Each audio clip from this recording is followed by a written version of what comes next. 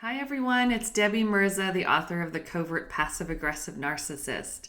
And today we're talking therapists and what qualities are important to look for when you're looking for a therapist. And be very picky and very choosy.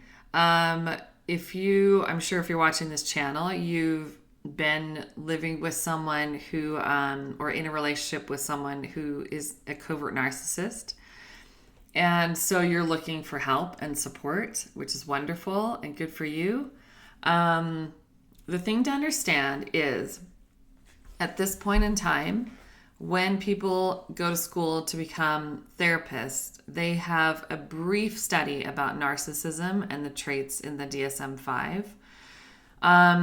Right now, from my understanding, I haven't heard any different about this, that there is no education when you're becoming a therapist on covert narcissism. And so it's not a therapist's fault when they don't understand it. They just haven't been taught. They haven't been educated on the subject.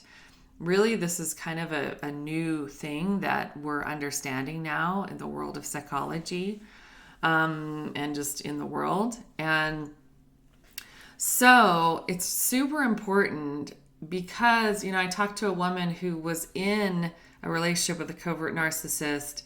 I think I mentioned this in my book. And she went to therapy for like 15 years. It was 12 to 15 years. It was a long time. And I said, what did you, and anyway, it wasn't until she tried like 2 or 3 other therapists that a therapist finally said, you're in an abusive relationship and we need to figure out how to get you out. So I asked her, what did you talk about all those years when you went to that therapist for so long? And she said, we would just talk about communication, and, kind of the thought that, if she could just learn how to communicate better, the marriage would be better, which probably a lot of you relate to. So if a therapist doesn't understand covert narcissism, they don't recognize the signs, understandably. And so they're going to take you through just general therapy of relationships, like talking about communication. And that's not going to help you. That's going to keep you uninformed and in toxic relationships. So it's really important that you have, I would say, interview a therapist and not just assume they know more than you do. So I would ask if they know about covert narcissism, if they've heard about it, if they've read anything on it, because you need a therapist or a life coach. Some coaches are qualified too to help you with this as well.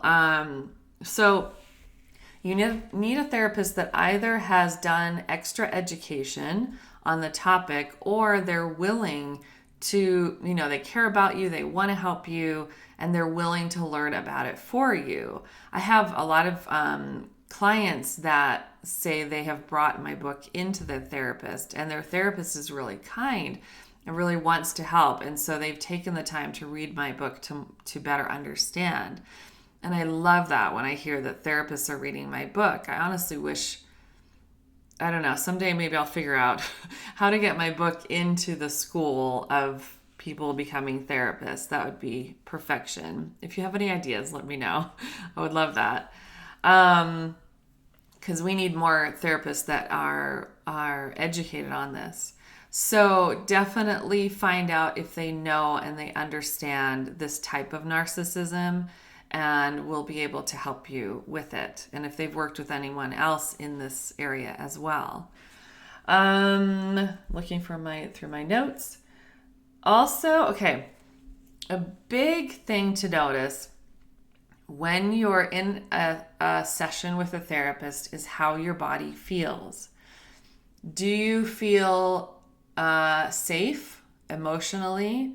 Do you feel like you can say anything, you can feel anything, and you will be cared about, you will be accepted, you won't be judged? That is highly important. I think oftentimes we give away our power to doctors and therapists and lawyers and people that we think, these people know way more than we do. and then we discount our own inner guidance and our own inner promptings. And we need to really become vigilant about trusting our bodies. And if you've been with a covert narcissist, you have been taught not to trust your body and your instincts. So it's time for us to relearn that. So is this someone that when you're around them, you feel completely at ease? You feel fully accepted, not judged, fully free to share whatever you think and feel. That is really important. I can't emphasize that enough. Also, how do you feel after a session? Did you feel heard? You should, if you're with a good therapist, you should definitely feel, after a session, you should feel more empowered. You should feel hope. You should feel positive things. If you find yourself leaving a session feeling like you doubt yourself even more, feeling disempowered, feeling more fearful, those are some red flags to look at, because and maybe if it's just like, oh, you still feel fear, that might just be normal, part of the process. Maybe give it another chance. But if you, after the second time, if you're still feeling the same way, I would find a different therapist. That's my opinion anyway. Did you feel cared about? Do you feel hope? A good therapist will give you tools and hope and help you feel empowered, and you will feel validated and you'll feel more clear. That's another thing to notice. Do you feel clear when you're with this person, or do you feel muddled?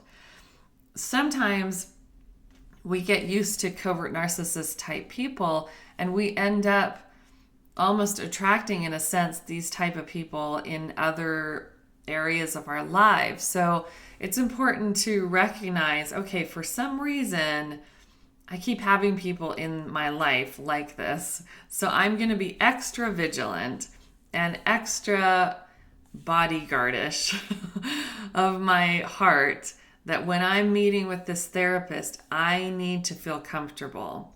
I need to feel like they know what they're talking about. They understand the subject, and I will get help here. So it's so important that you are very choosy and very picky about who you choose, whether it's a therapist or a life coach or even another type of healing. I'm so open to so many different types of healing. There's so many ways out there to heal. It's beautiful, really. We have a lot of resources that, we didn't have before, we didn't know about before. So anyone that you're turning to for help, this should be a very safe space. Your heart is so important, and it's important that you feel safety and love. So I hope that helps when you're looking for a therapist, when you're seeking help of any kind. Be very cautious and very trusting of your body. Okay, sending you lots of love. I hope that helped, and I'll talk to you soon.